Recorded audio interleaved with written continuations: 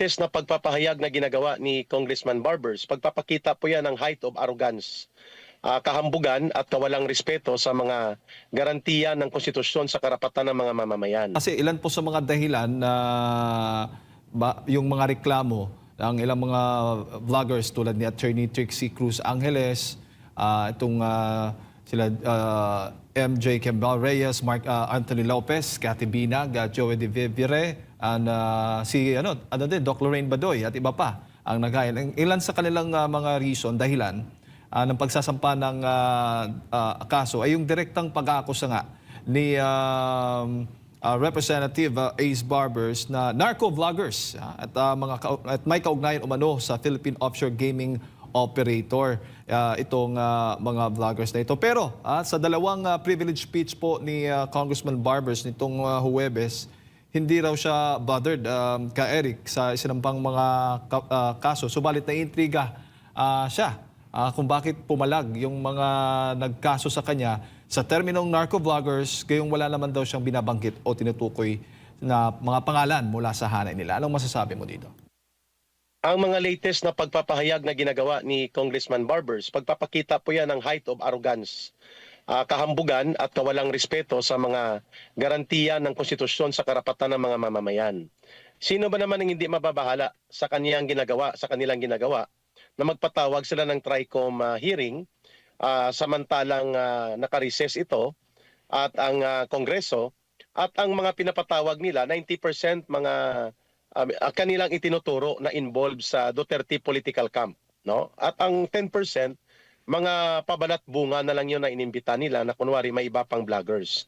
But 90 or 95% ng pinatawag nila mga critics ng administrasyon sa kasalukuyan. Number 2, pagdating doon pinapahiya, binabasto, sinisigawan at wala kang karapatang magpahayag. At sigurado na ang layunin ay ipakontempt nila at magkaroon ng illegal na pagdidetine. So ito mga reason out niya na wala siyang tinutumbok, alam naman natin na palusot niya lang ito. He was very, very categorical sa pag-aakusa na wala siyang basihan at material basis o anumang ebidensya para i-back up ang kanyang pang-iintriga at pang-uupat o pag-uudyok na intrigahin ang social media commentators na hindi sumusunod o sumasang-ayon sa kanilang posisyon o kagustuhan ng administrasyon sa kasalukuyan. So ang poder ay inaabuso niya. Barbers is a symbol of where power in the government should not be put into the hands of people like him. Ito po yung tao na hindi dapat bigyan ng kapangyarihan sa loob ng gobyerno sapagkat inaabuso nila. Under this administration, never been seen before, Brother Jade and Brother MJ, na ganito po kalubha ang kawalang galang sa batas, paglapastangan sa konstitusyon na pinakamataas na batas sa ating bansa at ang pagkakaroon ng tinatawag nating weaponization of Congress. Kung saan po ang Kongreso at ang batas ay naiikutan ng mga kongresista at politiko para gamitin sa panghaharas at malinaw na political persecution, intimidation, and harassment at pananakot. Iyan ang eksakto na tuno kung bakit niya ginawa ang privilege speeches niya ngayon. At dahil may sinasabi siyang congressional immunity pagdating sa mga privilege communication delivered inside the House of Congress, ay alam niya na malulusutan niya ang pagka-irresponsable at malisyuso mga ginawa niyang pagpapahayag.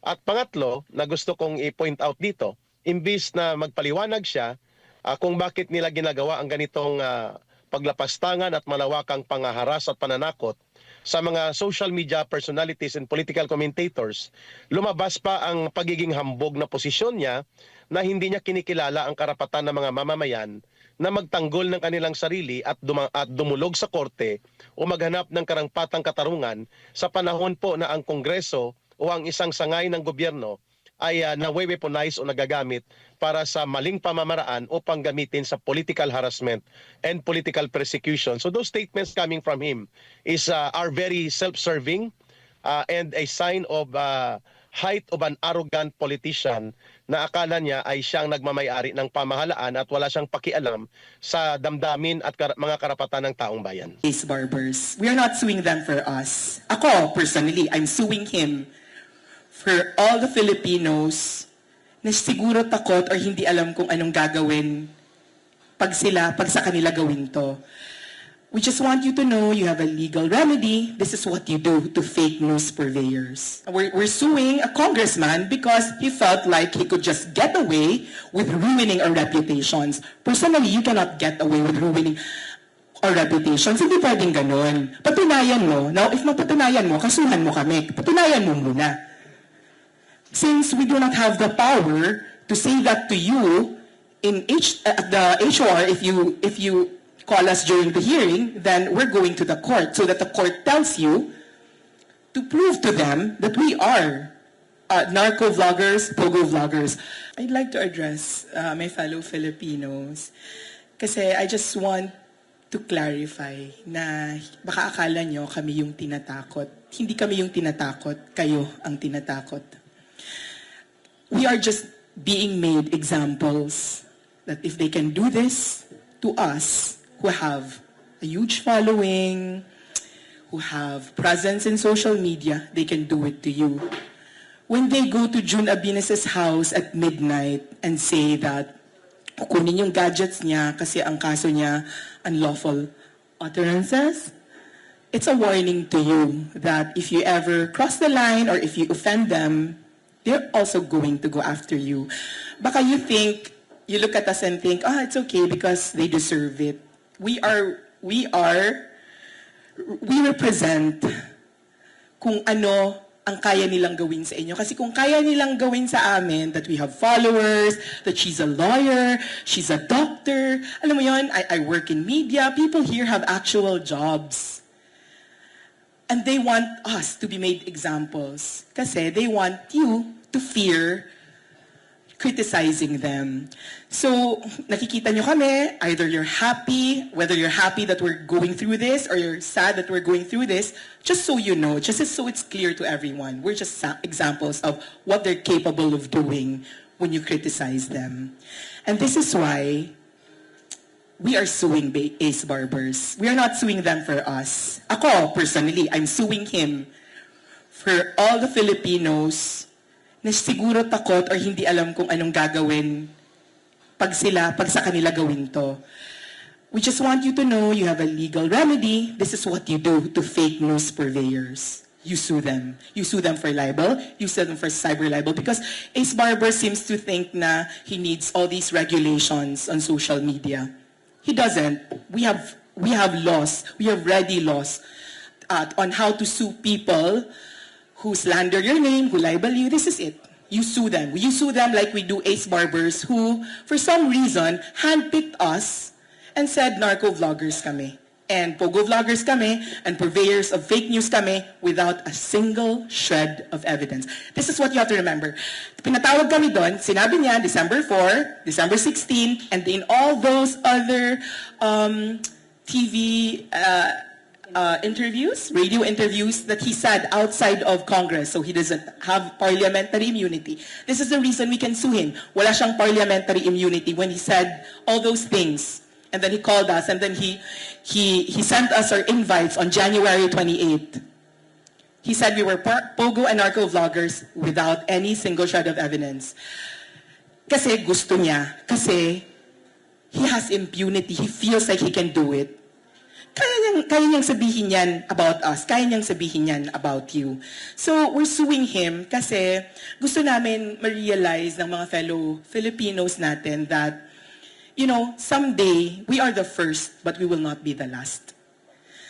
Kami ngayon, but someday, you will refer to our case against him. Because this is the first in history, this is the first in Philippine history, that a group of people, a group of vloggers, are suing, we're suing a congressman because he felt like he could just get away with ruining our reputations. Personally, you cannot get away with ruining our reputations. Hindi pwedeng ganun. Patunayan mo. Now, if mapatunayan mo, kasuhan mo kami. Patunayan mo muna. Since we do not have the power to say that to you at the HOR, if you call us during the hearing, then we're going to the court so that the court tells you to prove to them that we are narco vloggers, pogo vloggers. You prove it to them and you prove it to the world that we are narco vloggers and pogo vloggers. And then bahala na ang korte. Kung hindi mo mapatunayan, then you'll be imprisoned, I guess. And Kathy Binag will also sue you for so much. She's going to sue you because she's the one with money. So anyway, pag hindi mo napatunayan, then I'm so sorry, you'll also go to jail the way, regular people who lie and slander other people go to jail. So to my fellow Filipinos, this is not just for us. Kasi totoo lang, it's easy to fold. It is. It is easy to shut up. Like, for example, tinatakot-takot kami. Like, for example, my family would say, tumigil ka na nga lang, ano ba nakukuha mo? Wala. I don't know. I don't know ano nakukuha kasi sa puso ko, I feel the need to fight. I see Duterte who's 80 years old still fighting. I see people lining up outside PGH. Alam mo yon, every day you want to give up kasi wala ka naman talagang nakukuha. And for some reason, God reminds you, or your fellow Filipinos remind you that you were given a voice for a reason. So that's why we fight. Because for some reason, we're here, we have voices, and the right way to use that voice is, we have to fight for what's right. So, yun lang sasabihin ko na, ano ba sasabihin ko? Yun lang. Okay, so Ace Barbers, you wanted to see us. I hope you see us in court.